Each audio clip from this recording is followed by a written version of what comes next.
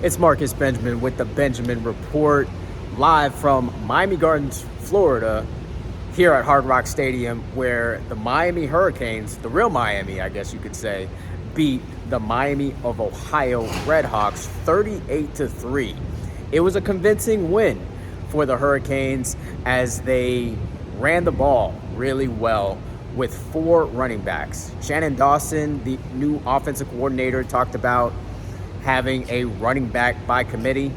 Tonight it definitely was. You had Mark Fletcher, Henry Parrish, A.J. Allen, and Don Chaney all run the ball very, very efficiently. This is an offense that we thought was going to be an air raid offense, which usually means it's going to be a lot of passing, a lot of short passes. And it was more of the running game that powered the Hurricanes to a victory. And I do have to also shout out the defense. The defense did a tremendous job in this game. They shut down that Miami of Ohio offense for most of the entire game. They held them to negative yardage in the first half, and I think this is something that we will probably continue to see throughout the season. Tyler Van Dyke didn't have his best game. I think he was a little affected by his finger injury. It wasn't a splint, and it was his index finger that was in a splint during the game. And I think it did affect him a bit. And he wasn't 100% in my opinion. But I think next week he has some time to really kind of heal. He said it was just a bruise in the press conference, so I think we'll see a different Tyler Van Dyke next week against Texas A&M, which is a huge game for the Miami Hurricanes, considering how it's the first time in years that an SEC opponent is coming to Hard Rock Stadium. When you look at all the position groups, Miami looked great at every position, and a lot of young guys played, and I think that will also continue as well. Ruben Bain was in on several third down plays, if not all, and a lot of other young guys did get a lot of burn today. Mark Fletcher got into the end zone, and Nathaniel Joseph also got a catch today. Demario Brown got into the game. It was an impressive showing considering the way that they dominated an opponent that they should always dominate. And we just haven't seen that so much in these recent years.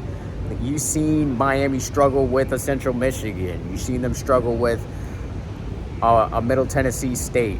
But it seems like this game is turning the tide or shifting the momentum.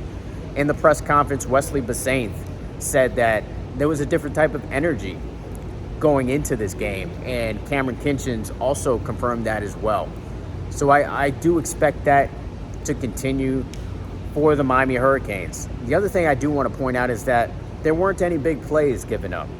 And too many times last season, the Hurricanes gave up huge chunk plays. And this game, they didn't give up any big plays and didn't give up any touchdowns as well. They forced the Redhawks off of the field several times, many 3-and-outs, and also stopped them on 4th down as well. The only thing that you didn't see was turnovers. You didn't see any turnovers produced from the Miami Hurricanes defense. Unfortunately, you did see a turnover from the Miami quarterback, Tyler Van Dyke. Now, he admitted it was a bad throw. I asked him how would he assess his performance, and he went back to that one throw where he threw the interception. It seemed like it was a play where he just didn't see the defensive back lurking in the area, tried to hit Jacoby George on an out, kind of an up the corner route, and just didn't see the defender. but still very positive performance overall from the quarterback and the offense overall. Although, Van Dyke did miss some throws, and I do think he'll make those throws next week once his finger is fully healed. The other thing I have to talk about is this offensive line. This offensive line is legit. They opened up several holes for these running backs, and the running backs that did speak with us, Henry Parrish and Mark Fletcher, gave a lot of credit to this offensive line. The success of this team will depend on the health of this offensive line, because it's not very deep. It's not very deep one, but the starting 5 guys are legit. Tyler Van Dyke had a nice pocket to throw from throughout the entire game, and the running backs ran for nearly 300 yards in this game, averaging close to 6.9, I think it was, almost 7 yards per carry. So the fact that you have 4 running backs to carry the load here is great. Not only to the fact that you have depth at the position, but those running backs will continue to stay fresh. And too many times last year, Henry Parrish just ran the ball too many times. He was hit way too hard, and I think if you keep a back like him at 10 carries, along with any running back, they're going to be extremely fresh and hit the holes with more power and aggression.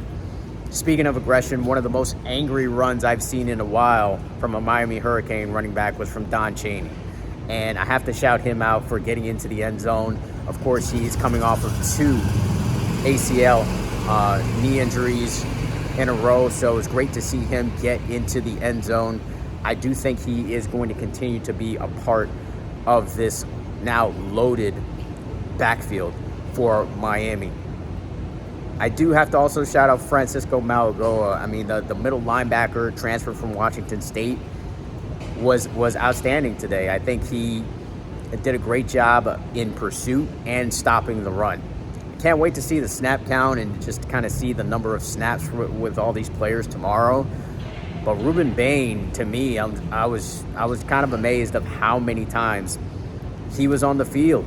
And he was on the field, it felt like, for the majority of the snaps. Of course, we'll confirm that tomorrow. Check out CanesCounty.com for the snap count and player grades from Pro Football Focus. So that's pretty much going to wrap it up for the Benjamin Report. Like I said, Miami Hurricanes win convincingly 38-3 over the Miami of Ohio. No confusion as to who the real Miami is.